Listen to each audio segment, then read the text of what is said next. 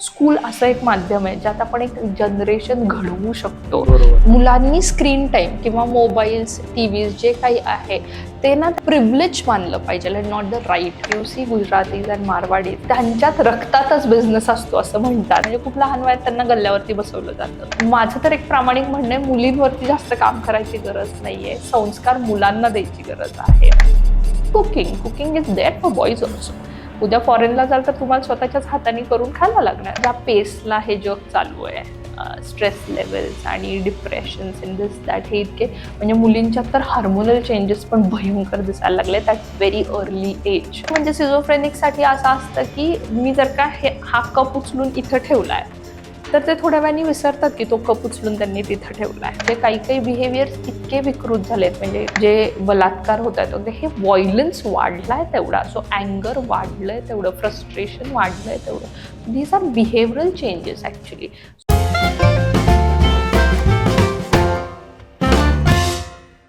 तर मॅम, तुम्ही एक प्रेस्टिजियस स्कूल रन करता, शिवसह्याद्री स्कूल.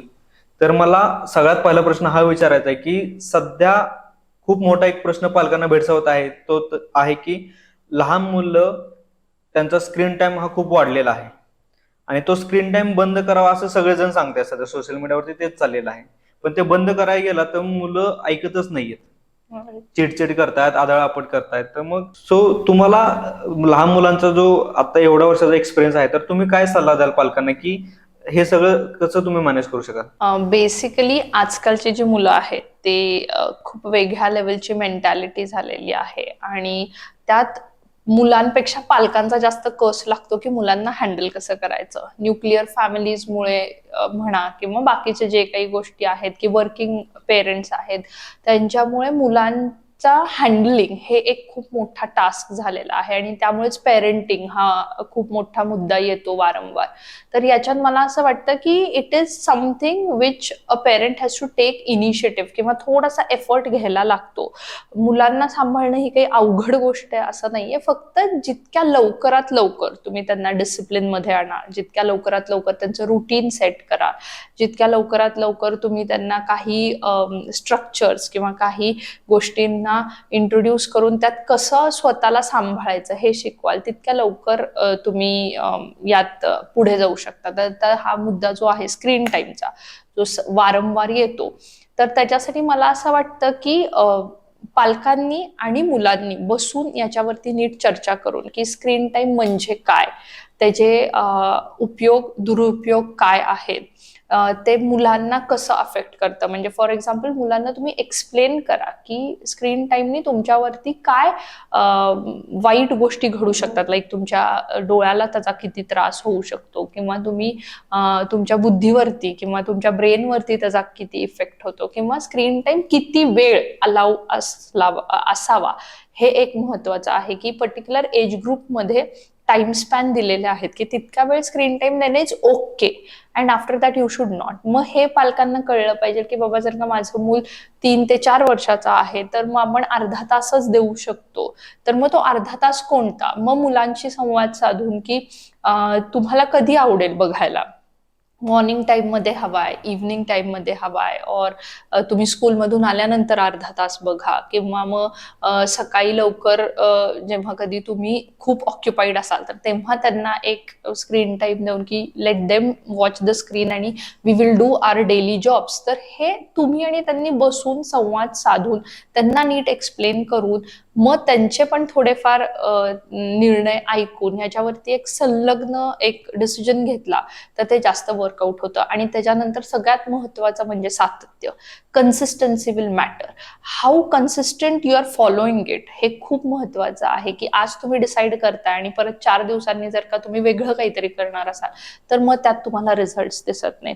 पण 2 महिने, 4 महिने, 6 महिने वारंवार तेच जेव्हा मुलांना सांगितलं जातं की नाही, फक्त सकाळी इतक्या वाजल्यापासून इतक्या वाजेपर्यंतच मोबाईल दिला जाईल किंवा टीव्ही बघितला जाऊ शकतो, तर तेव्हा त्यांना पण कळायला लागते की नाही, आता आपल्याला काही स्कोप नाहीये. We have to make sure की आपण एवढ्या वेळेतच आपल्याला हा फ्रीडम आहे आणि हे करू शकतो. एक सगळ्यात महत्वाचा आणि म्हणजे इम्पॉर्टंट मुद्दा मला यात वाटतो की मुलांनी स्क्रीन टाइम किंवा मोबाईल्स, टीव्हीज जे काही आहे ते ना त्यांचं एक प्रिव्हिलेज मानलं पाहिजे अँड नॉट द राईट. म्हणजे त्यांची राईट नाहीये ती की मला ते मिळालंच पाहिजे, हे कधीच नाही आलं पाहिजे.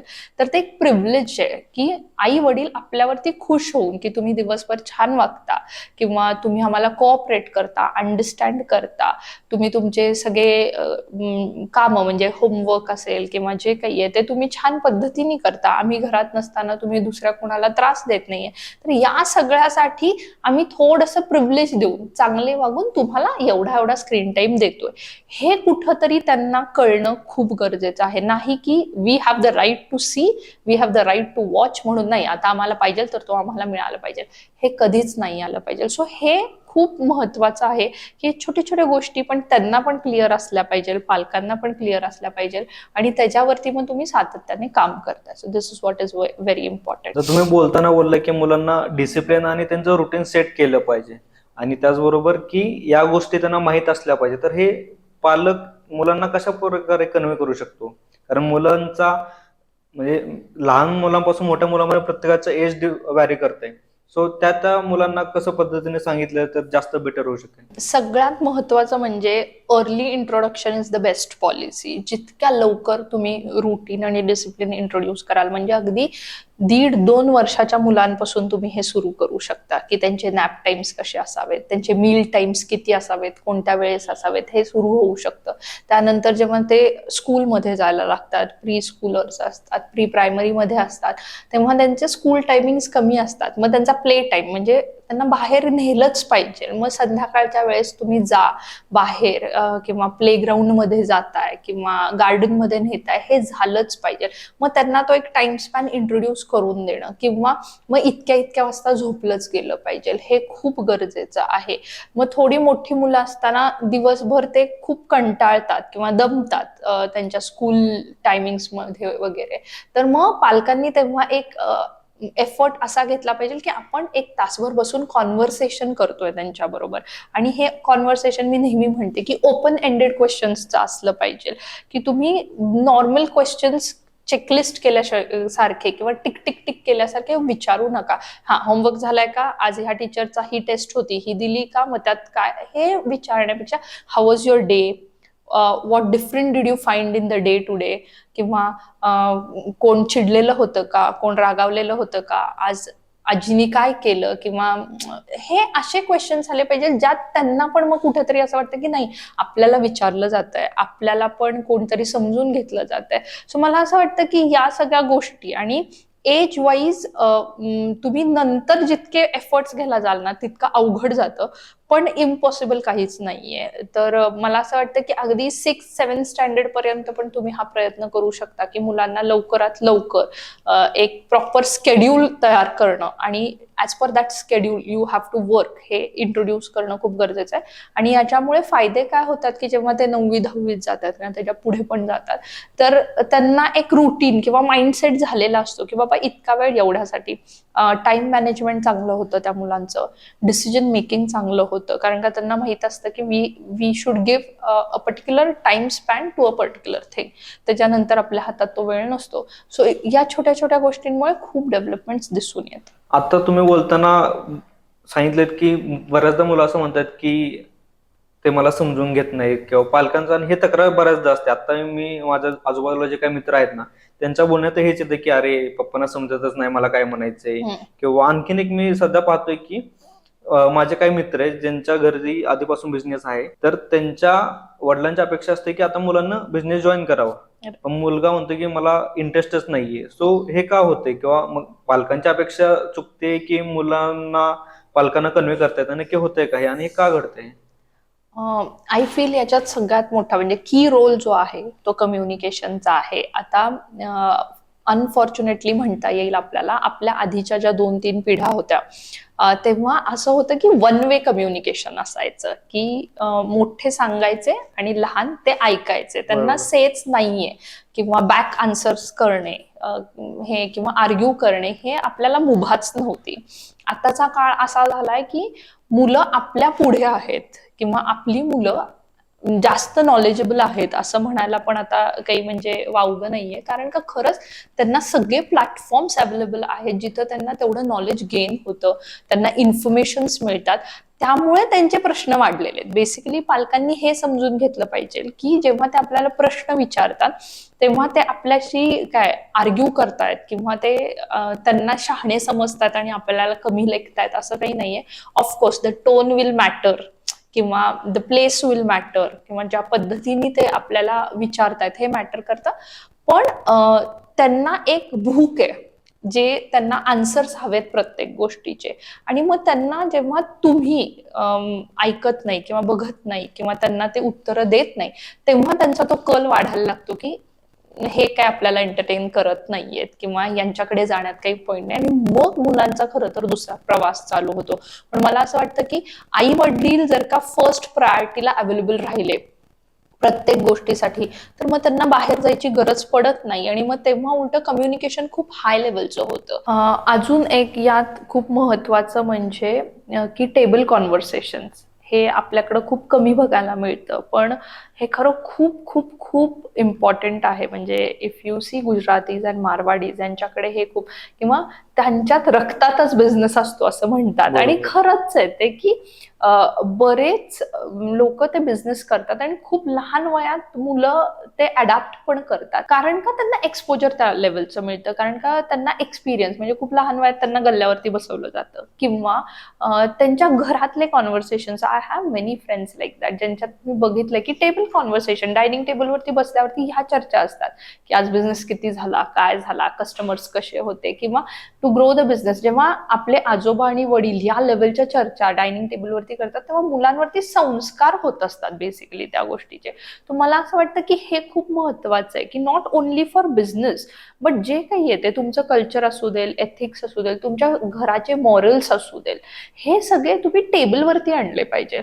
नाही की आई किंवा फिमेल्स ज्या आहेत त्या दुसऱ्या पंक्तीला बसतात आणि मग फक्त मेल्स पहिल्या पंक्तीला बसून मग त्यांचं एक साग्र संगीत जेवण होतं असं नसून सगळ्यांनी एकत्र बसणं मग विचारांची देवाणघेवाण होणं. एक सिंपल उदाहरण द्यायचं म्हटलं तर की माझी एका फ्रेंडला हे एक्सपिरियन्स झालंय की तिच्या बरोबर कोणीतरी चुकीचं वागलं ऑफिसमध्ये आणि ती कॉन्व्हर्सेशन जेव्हा एक नवरा बायको म्हणून ते टेबलवरती करतात तेव्हा मुलांना कळतं की चुकीचं वागणं किंवा जे काही असतं ते काय असतं आणि मग तेव्हा माझ्या आईनी काय पद्धतीने हँडल केलेलं किंवा माझ्या बाबांनी तिला काय इनपुट्स दिलेले. सो जेव्हा ती बाहेर जाते जेव्हा ती तेच एक्सपिरियन्स करते तेव्हा ते ट्रेंड असतात त्या गोष्टींसाठी. तर हे एक ओपन एंडेड कॉन्व्हर्सेशन्स नेहमी टेबलवरती असावेत हा सगळ्यात मोठा मुद्दा आहे. आणि यातून 100% म्हणजे जे तुम्ही म्हटलात की आई बाबा ऐकतच नाहीयेत त्यांना काही कळतच नाही हे कधीच होणार नाहीये. कारण तुम्ही मग एक टीम म्हणून वागता आणि नॉट की मी डॉमिनंट आहे आणि एव्हरीवन शुड लिसन. तर of course parents are supposed to be respected आणि ओबेड अँड सगळं काही येतं पण मला असं वाटतं की हे संस्कार आहेत जे खूप ओपनली झाले पाहिजे तर त्यातून 100% आपल्याला बेनिफिट्स येतात. नक्कीच संस्कार हे आपल्या आयुष्यामध्ये खूप मोठी भूमिका बजावत असतात. तर मला यावेळेस एक गोष्ट आठवली की ज्यावेळेस मी आपल्या शिवसह्याद्री स्कूलला आलो त्यावेळेस इंग्लिश मिडियम स्कूल असतानाही तिथं मुलांनी मला नमस्ते म्हणून ग्रेट केलं. सो इंग्लिश मिडियम स्कूलमध्ये हे नमस्ते कसं काय आलं? So this has come post Covid. Covid नंतर म्हणजे कोविडमध्ये स्कूल चालवणं हा एक खूप मोठा टास्क होता कारण का एन नंबर ऑफ गोष्टी होत्या ज्या आम्हाला ऍज अ म्हणजे स्ट्रगल करायला लागत होतं. I will never say it as issue or problems or what, पण स्ट्रगल वेगळ्या लेवलचा होता. आणि जेव्हा परत एकदा सुरुवात झाली तेव्हा आम्हाला असं कुठंतरी जाणवलं की मुलं ऍब्सोल्यूट दिशाहीन झालेली आहेत. त्यांचं कॉन्सन्ट्रेशन म्हणजे अगदी कुठेतरी गेलेलं आहे. ते भयंकर डिस्ट्रॅक्ट झालेली आहेत. आणि मग या सगळ्यामध्ये जेव्हा मी एक रिसर्च करत होते तेव्हा मला असं जाणवलं की आपण आपल्या कल्चरला पण सोडत चाललेलो आहोत आणि आपण त्याचा काही उल्लेखच करत नाही किंवा आपण त्याला तितका इम्पॉर्टन्स पण देत नाहीये आजकाल. किंवा जे काही करतोय ते फक्त दिखाऊपणासाठी करतोय की वी आर सेलिब्रेटिंग समथिंग सोपस्कार म्हणून केले जात आहेत असं होतंय. त्यात मला असं जाणवलं की नाही दिस इज व्हेरी इम्पॉर्टंट. किंवा नमस्ते म्हणणं हे एक गेस्चर आहे. इट इज नॉट लाईक म्हणजे तुम्ही काहीतरी रिस्पेक्टफुली खूप काहीतरी असं नाही म्हणता येणार पण एक गेस्चर आहे ग्रीटिंग आहे जे खरंच झालं पाहिजे आणि हे मुलांवरती संस्कार आले पाहिजे. हे जेव्हा तुम्ही सांगाल तेव्हाच घडणार आहे. तर मला असं वाटतं की नमस्ते असं कुठेतरी विसरत चाललोय आपण, आणि मग त्याला परत आणण्यासाठी मला असं वाटलं की this would be the best thing. कारण का मी माझ्या सगळ्या टीचर्सला नेहमी सांगत असते की स्कूल असं एक माध्यम आहे ज्यात आपण एक जनरेशन घडवू शकतो. बरोबर. कारण का 13 वर्ष मुलं आपल्या हातात असतात आणि त्यांच्यावरती मग आपण एक वेगळ्या लेवलचे संस्कार केले पाहिजे. बरोबर. आणि याच्यातून मग ती कल्पना आली की काही असू दे, नमस्ते आलं पाहिजे. आणि म्हणजे मी ते पाहिलंच, पण त्यानंतर मी म्हणजे आय डोंट नो, कोइन्सिडेंटली असेल किंवा फॉर्च्युनेटली असेल, अनेक ठिकाणी मला ते दिसायला लागलं. म्हणजे रिसेंटली मी जेव्हा ऑर्किड हॉटेल्स हे खूप मोठी चेन आहे आणि त्यांच्या ओनरला, चेअरमनला भेटायला गेलेले, I was so impressed by that की इवन दो 5 स्टार हॉटेल्स असतील किंवा काय, namaste is mandate everywhere and not only Orchid पण बाकीच्या सगळ्या हॉटेल्समध्ये नमस्ते इज सो मॅन्डेट. मग माझं असं म्हणणं आहे की हे संस्कार आपण लहानपणापासून दिले पाहिजे, नाही की मोठे झाल्यावरती त्यांना ते फक्त हे एक काय तुमची करायची ऍक्शन आहे म्हणून केली नाही गेली पाहिजे. त्या इव्हेंच्युअली आलं पाहिजे, डिफॉल्टली आलं पाहिजे. अरे वा, नक्कीच आपलं कल्चर आपण विसरून चालणार आहे. हा एक खूपच स्तुत्य उपक्रम तुम्ही राबवत आहात आपल्या शाळेमध्ये.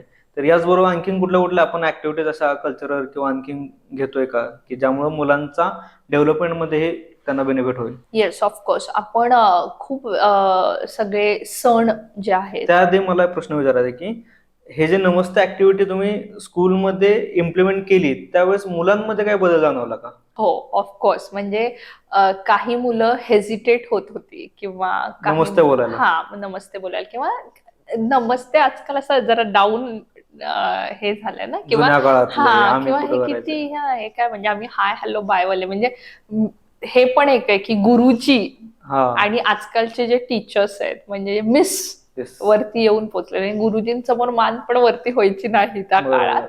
आणि आता मिसला हाय हॅलो बाय मेसेजेस येतात वगैरे. हा जो चेंज आहे किंवा जो इव्होल्युशन आहे, याला जर का आपल्याला कुठंतरी एका चांगल्या पद्धतीने न्यायचं असेल तर संस्कार हे खूप मॅटर करणार. सो मुलांना हेजिटेट झालं, हे काहीतरी खूप डिफरंट आहे आणि हे असं कसं करायचं, पण मग पालकांकडून खूप पॉझिटिव्ह अप्रोचेस आले किंवा पालकांकडून आम्हाला चांगलं काही ऐकायला मिळालं. आणि to be very open and proud about my school is की आम्ही स्कूलमध्ये म्हणजे खूप डिफरंट रिलिजन्सची मुलं आहेत. म्हणजे तितकेच मुस्लिम्स आहेत आमच्या स्कूलमध्ये, तितकेच हिंदूज आहेत, even we have Sindhis and we have Gujaratis and all. पण सगळे सण आम्ही साजरे करतो. म्हणजे इट इज नॉट पर्टिक्युलर एखादा सण, पण क्रिसमस आम्ही ग्रँडली साजरा करतो, we celebrate Eid, we celebrate Diwali and Ganpati festival, आणि मग कॉम्पिटिशन्स असतात. सो हे खूप महत्वाचं आहे की आपण छोट्यातले छोटे सण सुद्धा, म्हणजे अगदी नागपंचमी, रक्षाबंधन पण साजरी केली पाहिजे, बैलपोळा पण साजरा केला पाहिजे.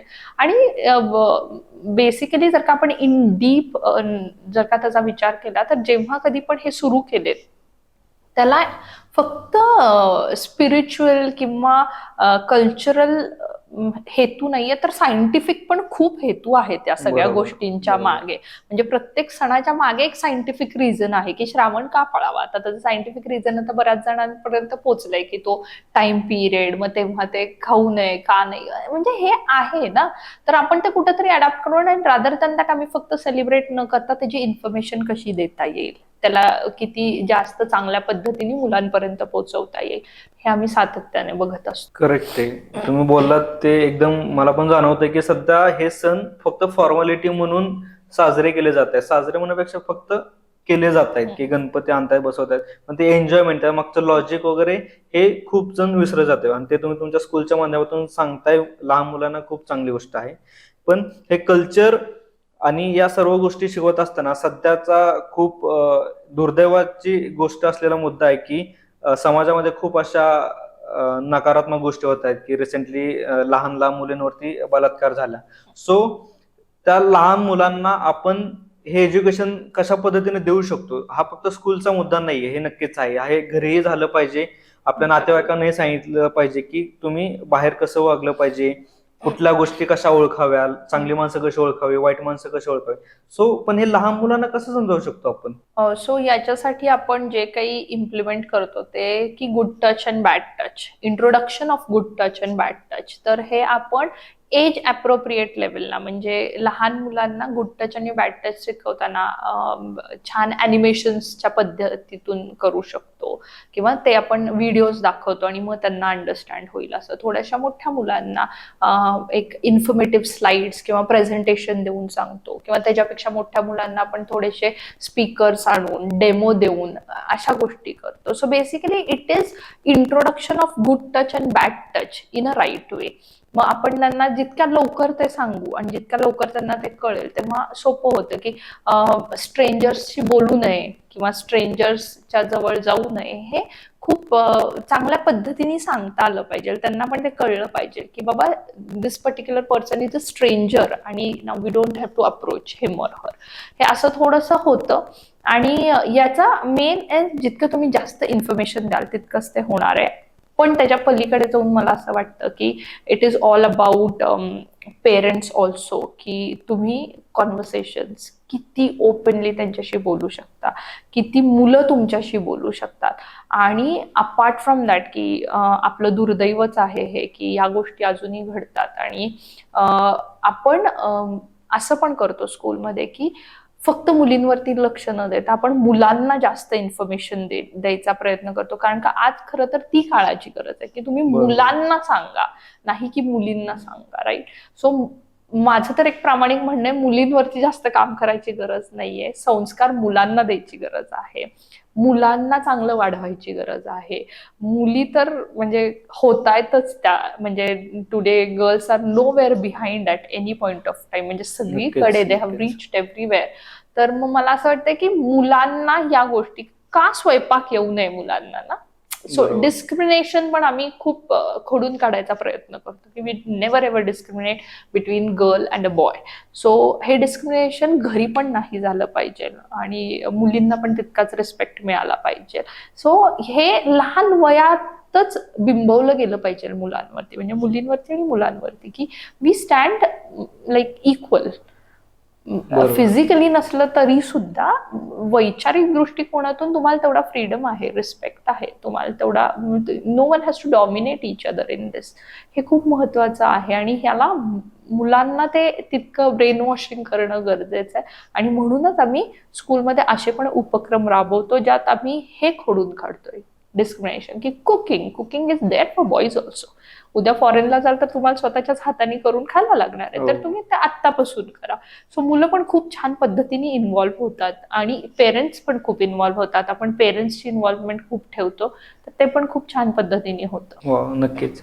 डेव्हलपमेंटचा विषय निघालाय तर साधारणतः समाजामध्ये असं असतं की मुलाची हाईट वाढली, वजन वाढलं, एवढ्या वयात अरे हा चालायला लागला वगैरे, वजन छान आहे, उंची छान आहे, आणि परीक्षेमध्ये मार्क भेटले की झालं, माझा मुलगा खूप भारी, ह्याची छान डेव्हलपमेंट झालेली आहे. तर हे असंच आहे का? मला असं वाटतं की नाही, हे असं नसलं पाहिजे. आणि ओव्हरऑल डेव्हलपमेंट म्हणजे आपण जेव्हा होलिस्टिक डेव्हलपमेंट बद्दल बोलतो तेव्हा ती डेव्हलपमेंट खूप वेगळ्या लेवलची झाली पाहिजे. म्हणजे समाजात तो मुलगा किंवा मुलगी कशी वागते, भले तुम्ही मार्क्स चांगले स्कोर करा, पण समाजात तुम्ही एक माणूस म्हणून काय वागताय हे पण तितकंच महत्वाचं आहे ना. तर लहानपणापासून पालकांनी याच्यावरती लक्ष दिलं गेलं पाहिजे की तुमची सोशल डेव्हलपमेंट काय आहे, तुम्ही समाजात जाताना घाबरता का, चार चौघांच्यात बसताना, उठताना, बोलताना तुमचा वावर कसा असतो, तुम्ही किती अग्रेसिव्ह होता. इमोशनल डेव्हलपमेंट एक गोष्ट आहे ज्यात अँगर, स्ट्रेस किंवा जे डिप्रेशन आजकाल मुलांना खूप लवकर यायला लागलेलं आहे. तर हे जे काही गोष्टी आहेत त्या इमोशनल ट्रॉमाला मुलं कशी हँडल करतात हे पण बघितलं गेलं पाहिजे. फक्त फिजिकली आणि इंटलेक्च्युअली म्हणण्यापेक्षा हे इमोशनल डेव्हलपमेंट होतीये का, मग त्यांना तितकी स्थैर्यता आहे का की कसलाही प्रसंग आला तर दे कॅन हँडल दॅट, हे पण बघितलं गेलं पाहिजे. बिहेवियरल म्हणजे काही काही बिहेवियर्स इतके विकृत झालेत, म्हणजे कमिंग बॅक टू दिस की जे बलात्कार होत आहेत वगैरे, हे व्हायलन्स वाढलाय तेवढा, सो अँगर वाढलंय तेवढं, फ्रस्ट्रेशन वाढलंय तेवढं. So these are behavioural changes actually. So हे ऑपोजिशनल, म्हणजे काही काही मुलं असतात ना, त्यांना फक्त आर्ग्यूच करायचं असतं, दे कॅन नॉट लिसन. आणि मग आई वडिलांचं ऐकायचंच नाही आणि त्यांना बॅक आन्सरच करणं हे त्यांचं एक कुठंतरी हेतू किंवा ध्येय बनून जातं. सो हे सगळं आहे की व्हायलन्स वाढलेलं आहे या सगळ्या गोष्टीत. सो हे बिहेव्हिअरल चेंजेस असतात. मग हे बिहेव्हिअरल डेव्हलपमेंटवरती पण आई वडिलांचं लक्ष असलं पाहिजे की बाबा आपलं मूल या कुठल्या तरी दिशेला नाही ना जात आहे, किंवा त्याच्यावरती आपल्याला काय काम करता येईल. किंवा अगदी का म्हटलं की सेल्फ डेव्हलपमेंट, म्हणजे लहान वयापासून आपली कामं आपण स्वतः करावीत.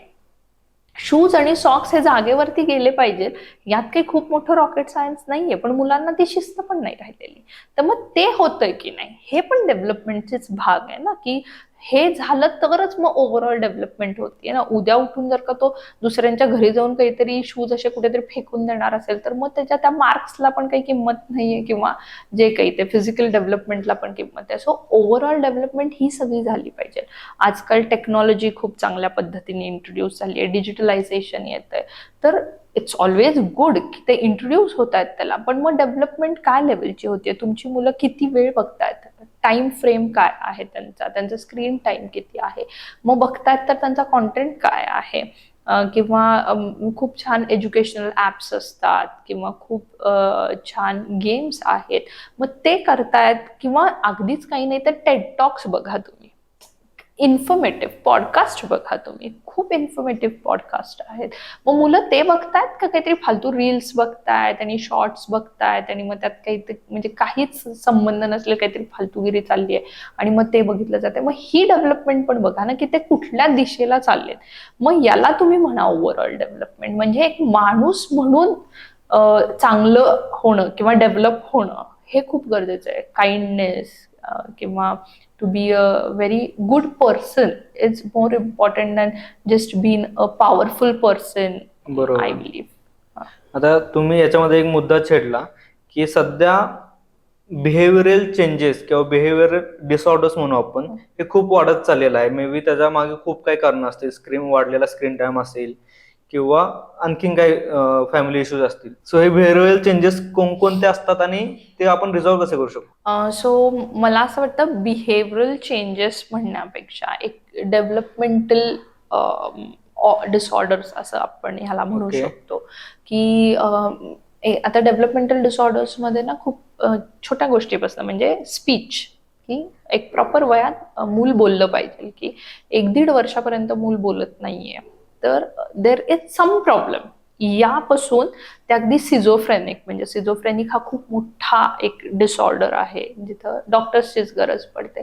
तर इन दॅट केस म्हणजे अगदी तो जो सिझोफ्रेनिक व्यक्ती असतो तो स्वतःला मारून घ्यायचा प्रयत्न करतो किंवा मारून टाकतो, किंवा दुसऱ्याला हर्ट करू शकतो त्या लेवलचा. लहान मुलांच्यात हे होतं. लहान मुलांच्यात ते डेव्हलप व्हायला लागतं and then it Okay. Goes to that level. हो. So that is very important की हे तुम्ही त्या जितक्या अर्ली स्टेजमध्ये रेकग्नाइज करा. की त्यांच्यासाठी म्हणजे सिझोफ्रेनिकसाठी असं असतं की मी जर का हा कप उचलून इथं ठेवलाय, तर ते थोड्या वेळाने विसरतात की तो कप उचलून त्यांनी तिथं ठेवलाय. So that is so difficult. आणि मग it is not just the problem of that particular person but the problem of whole family. The whole family has to bear off for that. So अशा खूप cases आहेत ज्यात extreme लेवलचे गोष्टी दिसतात. So basically एका छोट्या गोष्टीपासून अगदी लांबच्या गोष्टीपर्यंत हे डिसऑर्डर्स असतात. पण मला असं वाटतं की आपण जिथं किंवा पालकांनी जे लक्ष दिलं पाहिजे, आणि जे मुलांच्यात आजकाल खूप दिसतंय किंवा लहान वयात जे दिसतंय, हे काही काही आहेत, म्हणजे ऑटिझम स्पेसिफिक डिसऑर्डर, म्हणजे ASD म्हणतो आपण त्याला. की काही मुलं जी असतात ती अगदी कोपऱ्यातच बसायला प्रेफर करतात, किंवा त्यांना कोणाशी जास्त बोलायचं नसतं, किंवा आय कॉन्टॅक्ट ते करू शकत नाहीत जास्ती लोकांशी, किंवा त्यांना खूप आवाज जरी झाला तरी मग तो त्रास व्हायला लागतो. अशी काही मुलं आपल्याला बघायला मिळतात, आढळतात आजकाल. किंवा मग ADHD आहे. So ADHD is attention deficient hyper activity disorder, ज्यात म्हणजे नावातच कळतं की भयंकर हायपर ऍक्टिव्ह, इम्पल्सिव्ह असतात ती मुलं. म्हणजे फॉर एक्झाम्पल एखादा क्यू आहे आणि त्यांचा 5th-6th नंबर आहे एखादी ऍक्टिव्हिटी करायला, तर ते तोपर्यंत थांबूच शकत नाही. त्यांना असं असतं की नाही मला जायचं आणि ते करायचंय आता. So they cannot take that time to take our turn, असं पण असतं. मग ते भयंकर हायपर ऍक्टिव्ह असतात. ते not sit at one place, सारखं इकडून तिकडे तिकडून इकडे करायचं असतं. सो या काही गोष्टी आहेत. किंवा if we say hand and eye coordination जे असतं, सो ते कोऑर्डिनेशन पण खूप महत्वाचं आहे. काही काही मुलांना ते जजच होत नाही, की जेणेकरून एखाद्याने तुमच्याकडे बॉल टाकलाय तर तो कॅच करता आला पाहिजे एखाद्या पर्टिक्युलर वयामध्ये. काही काही मुलांना ते नाही जमत. किंवा मी आत्ता तर अशी काही मुलं बघतीये ज्यांना शिडी चढताना पण खूप घाबरायला होतं, त्रास होतो, किंवा त्यांना ते म्हणजे त्यांची ती फिजिकल ॲबिलिटी पण होत नाही मग मे बी. किंवा if we say sensory processing disorder, SPD म्हणून पण असतं, की खूपच सेन्सिटिव्ह असतात, की थोडंसं जरी टोचणारं असेल तरी त्यांना मग ते जळजळायला लागतं, काहीतरी त्रास व्हायला लागतो.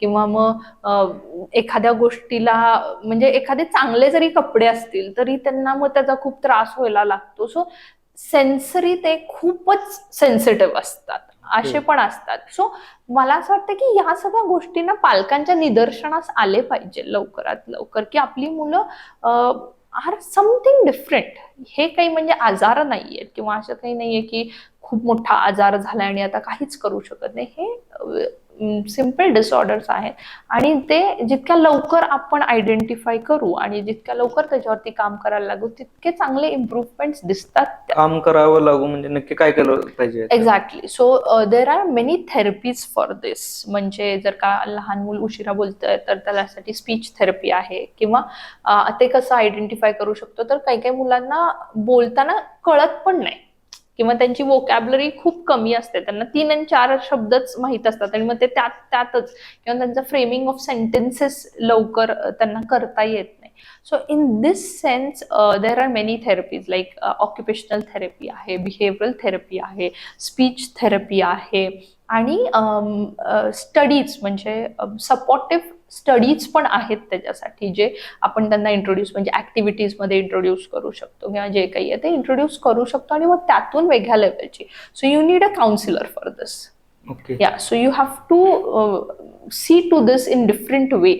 आपल्याकडे असं म्हटलं जातं ना की वेड्या लोकांना सायकॅट्रिस्ट कडे नेलं पाहिजे किंवा मग माझा मूल काय वेड आहे का की सायकोलॉजिस्ट कडे न्यायचं. तर हे नाही, दिस इज व्हेरी रॉंग.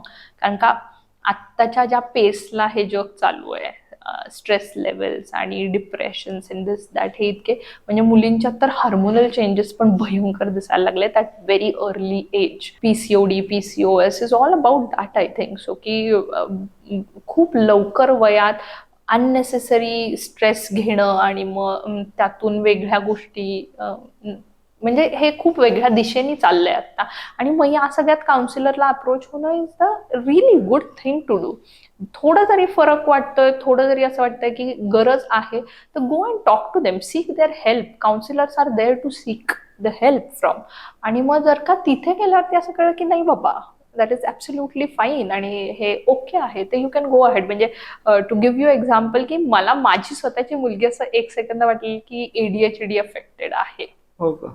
म्हणजे मला आता तेवढं मे बी नॉलेज पण असल्यामुळे मला असं वाटलं की maybe she is going through ADHD. तर the second thing I did was I went and met the psychologist आणि आय चेक्ड आउट की खरंच ती आहे का. So they conduct one session आणि त्यात आयडेंटिफाय होतं. देन शी सेड की नाही मॅम, ॲब्सोल्युटली नाहीये ती ADHD. पण हा थोडासा कॉन्सन्ट्रेशनचा मे बी प्रॉब्लेम आहे, त्याच्यावरती छोट्या अशा ऍक्टिव्हिटीज तुम्ही घरी पण घेऊ शकता किंवा तुम्ही इथं करू शकता आणि मग त्यातून ते डेव्हलपमेंट दिसते. सो हे एक की आपण घाबरतो किंवा भीती वाटते की जायचं की नाही, तिथं का जायचं, लोक काय विचार करतील. मला असं वाटतं की हे खूप आता मिथ आहेत आणि आपल्याला त्याला कुठेतरी आउटब्रेक करून पुढे एक पाऊल आलं पाहिजे, तर डेव्हलपमेंट नक्कीच खूप वेगळ्या दिसतील. बरोबर आहे. आपल्या समाजात तो गैरसमज आहेच की सायकोलॉजिस्ट किंवा काउन्सिलरकडे जावं लागतं म्हणजे आपण किंवा आपला मुलगा वेडा झाला की काय. आणि मग त्याहीपेक्षा अरे आजूबाजूच्यांना कळलं तर ते लोक काय म्हणतील, याच्यामुळं खूप असे म्हणजे जे बाहेर येऊ शकतात असेही त्यातच अडकून राहिलेले आहेत. अजून एक मला असं वाटतं की अवेअरनेस पण खूप कमी आहे. म्हणजे जर का वडील 2-2.5 वर्षानंतर बोलले तर मूल पण बोलेल 2-2.5 वर्षानंतर. मग ते निवांत राहतात की ठीक आहे बोलेल तेव्हा बोलेल. पण असं नाहीये ना, आज तुम्ही काय एफर्ट्स घेताय, म्हणजे इव्हन दो त्या एखाद्या पर्टिक्युलर मुलाचे वडील 2-2.5 वर्षानंतर बोलले असतील तरी मूल 1.5 वर्षात बोलू शकेल, पण त्याला तुम्हाला थोडेसे एफर्ट्स घ्यायला लागतील. म्हणजे सोप्यातल्या सोपे गोष्टी असतात की आपले खूप चांगले स्तोत्र आहेत, अथर्व शीर्ष आहे, रामरक्षा आहे, तर ती बोलली गेली पाहिजे तर तुमची जीभ तेवढी वळते. हे लोकांना कळत नाही त्याच्या मागचं लॉजिक, आणि मग ते खूप उशिरा त्याच्यावरती काम करायला जातात आणि मग तेव्हा खूप डिफिकल्ट होऊन जातं काम करणं. सो बेसिकली अवेअरनेस असणं त्या गोष्टीचा, आणि मग पालकांनी ते सिरियसली घेऊन त्यासाठी एफर्ट्स घेणं हे पण खूप गरजेचं आहे. नाही की हा चाललंय तर चालू दे, निवांत होईल तेव्हा होईल, बघू तेव्हा बघू, असं नाही केलं पाहिजे पालकांनी. बरोबर. आता तुम्ही बोलताना थेरपीज बद्दल सांगितलं, तर मला एकच विषय जो सध्या खूप पालकांचा कळीचा मुद्दा असू शकेल, की आमचं मूल खूप त्रागा करतं किंवा खूप चिडचिड करतं, टीव्ही बंद केला की आदळा आपट, एखादी गोष्ट नाही म्हणलं की घरच डोक्यावर घेतं, हा खूप पालकांचा प्रश्न असू शकतो. तर याच्यावरती काही थेरपी आहे का? थेरपीज नक्कीच आहेत, बिहेवियरल थेरपीज खूप आहेत. आता again depending on how much that particular child is into, म्हणजे कुठल्या लेवलचा त्राग आहे हे आयडेंटिफाय करायला लागतं, आणि त्याच्यासाठी एक्सपर्टीज किंवा डॉक्टर्सकडे जाऊन ते सेशन्स घ्यायला लागतात. पण त्याच्या आधी जो पालक म्हणून एक आपण एफर्ट काय घेऊ शकतो, जेव्हा आपला मूल चिडचिडा आहे किंवा दंगेखोर आहे, तेव्हा तुम्ही काय वागताय हे पण खूप गरजेचं आहे. की तुम्ही स्वतः शांत असणे, काम असणे, किंवा तुम्ही नेहमी बोलताना काहीतरी हाय पिच मध्येच बोललं गेलं नाही पाहिजे, सारखा आरडा-ओरडा करून उपयोग नाहीये. गोडवा असणं गरजेचं आहे, ते कम्युनिकेशन त्या लेवलचं असणं गरजेचं आहे. सो ह्या खूप छोट्या छोट्या गोष्टी आहेत, पण ह्या मॅटर करतात. म्हणजे जसं तुम्ही म्हटलात की स्क्रीन टाइम जर का दिला आणि अचानक झालं काही, तर आईनी पटकन येऊन टीव्हीचं बटनच ऑफ केलं किंवा मोबाईलच खेचून घेतला हातातून, तर ऑफकोर्स म्हणजे तुमच्यातला आपल्यातला कोणाच्या बरोबर झालं तरी आपला तो राग येईल, right? So when you see that at your first sight, what you have to do is calm down yourself, स्वतःला शांत करा आणि मग त्या मुलाशी बोलायला जा की बाबा तू किती वेळ बघतोयस टीव्ही, किंवा तू किती वेळ मोबाईल घेऊन बसलायस, आणि मग आता ठीक आहे बघितलास ते फाईन आहे, पण आता तू तो मला द्यायचा आहे, किंवा टीव्ही बंद कर, हा एक शेवटचा एपिसोड बघ, किंवा हे शेवटचे 10 मिनिटं आहेत.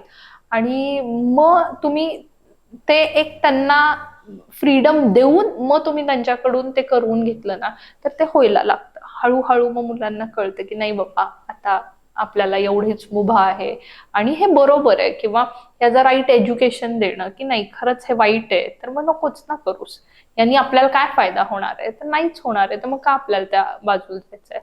आणि मग एक दुसरा मुद्दा जो की खूप महत्वाचा आहे आणि माझ्याकडे बरेच पालक या विषयी बोलायला येतात, तो म्हणजे की मोबाईल काढून घेताय पण मग काय करायचं. बरोबर. आजकाल मुलं म्हणजे वैतागून येतात, मला कंटाळा आलाय, मला बोर होतंय. खूप लहान वयात मुलं बोर व्हायला लागली आहेत. सो मला असं वाटतं की मग त्यांना तुम्ही ऍक्टिव्हिटीज काय देताय हे खूप महत्वाचं आहे, की तुम्ही त्या ऍक्टिव्हिटीज इंट्रोड्यूस करा किंवा त्यांच्यासाठी ते ऑप्शन्स क्रिएट करा ना. तुम्ही फक्त एक नाही सांगू शकत की हे करायचं नाही, ते करायचं नाही, तर दुसरं काय करायचं हे पण तुम्हाला सांगता आलं पाहिजे, तरच मग त्याचा उपयोग आहे. So you should know about that. बरोबर. सो बरोबर मॅडम. आता भरपूर पालक आपल्या पाल्याच्या हातामध्ये मोबाईल किंवा टीव्ही बघत असं नसलं तर डायरेक्ट कट नाही करणार आहे. आधी त्यांचं माइंड प्रिपेअर करतील की हा तुझे शेवटचे 5 मिनिट आहेत, आता तुला बंद करायचं आहे, आणि अशानं मुलंही स्वतःहून जाऊन ते बंद करतील. त्यामुळे त्यांचा चिडचिडपणा कमी होईल आणि त्यांचा अँगर इश्यू हे कंट्रोलमध्ये येतील. सो थँक्यू मॅम, तुम्ही एवढी खूप छान माहिती आम्हाला दिली. मे बी आपण पुढं परत एकदा भेटू आणि अशाच काहीतरी मुद्द्यांवरती परत गप्पा मारत. So thank you so much. It was my pleasure आणि थँक्यू सो मच.